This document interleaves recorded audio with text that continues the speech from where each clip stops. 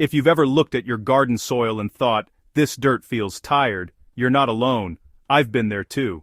Years ago, before soil power was even a name, I was obsessed with finding ways to wake soil back up without buying expensive inputs or relying on synthetic shortcuts.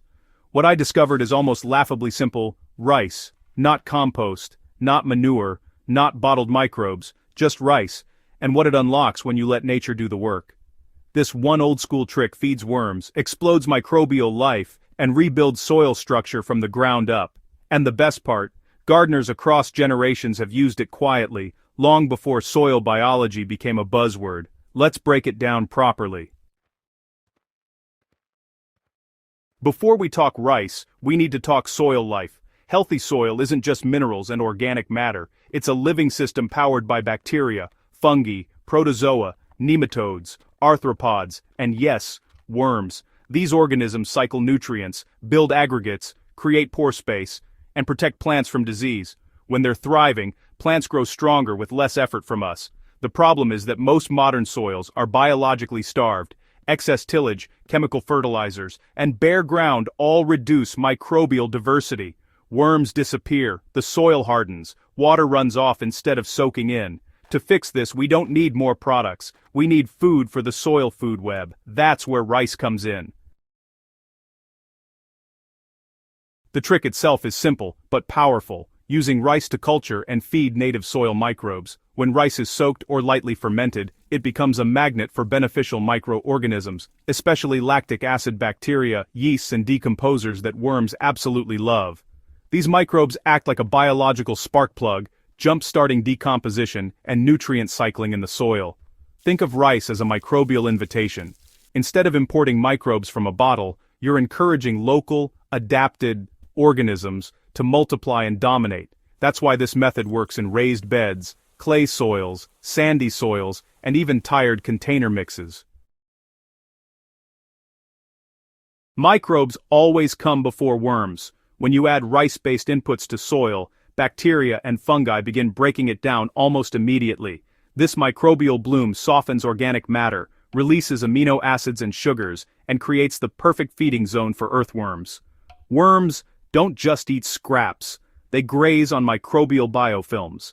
The more microbes you grow, the more worms move in. And once worms arrive, soil transformation accelerates fast. Their castings increase nutrient availability, improve aggregation, and inoculate the soil with even more beneficial microbes. It's a feedback loop that builds itself. This is not complicated, and honestly, that's intentional. You just start with plain rice, white or brown, either one works just fine. Give it a rinse in clean water, gently agitating it. The cloudy water you see isn't waste at all, it's actually starch, and well, microbes absolutely love it. So, instead of pouring it down the drain, go ahead and save it. That rice water can be used right away as a soil drench, or you can let it sit, loosely covered, for a day or two to let it lightly ferment. As it rests, naturally occurring microbes multiply, especially if your environment is on the warmer side. When you apply this liquid to your soil, it feeds the existing microbial communities and helps those beneficial organisms outcompete any pathogens. Over time, you'll notice your soil becoming darker, looser, and just more active overall. This isn't fertilizer, it's biological activation. Most commercial microbial products, well, they contain a pretty limited range of organisms. They might work for a little while, but honestly, they're often not adapted to your climate, your soil type, or even your crops. The rice trick, though, encourages native microbes, the ones already thriving in your environment.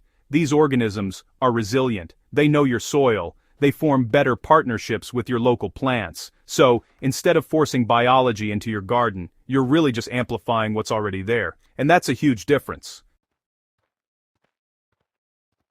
Within days, microbial respiration increases. You may notice a mild, earthy or fermented smell. That's life waking up. Fungal hyphae begin extending through the soil, linking nutrient zones. Bacteria cluster around root tips and organic residues. Worms follow the signal.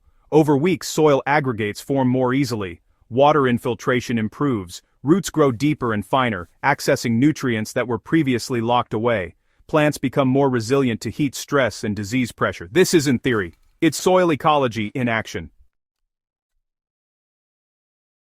The biggest mistake gardeners make is overdoing it. Rice-based inputs are powerful, but they're not meant to flood the soil. Light repeated applications work far better than heavy doses. You're feeding microbes, not drowning them. Another mistake is applying to bare, dry soil.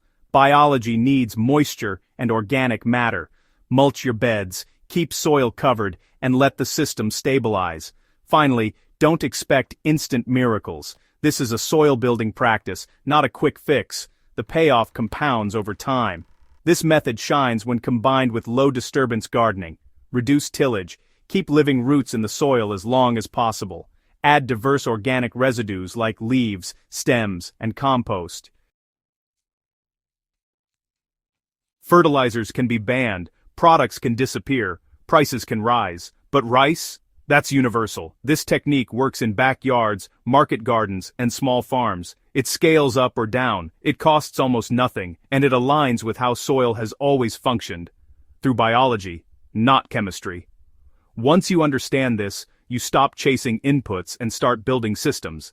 That's real soil power. If there's one thing I want fellow gardeners to take away, it's this. Healthy soil doesn't need to be complicated. Sometimes the most powerful tools are the simplest ones we've forgotten. A handful of rice, a bit of patience, and trust in the invisible workforce beneath your feet.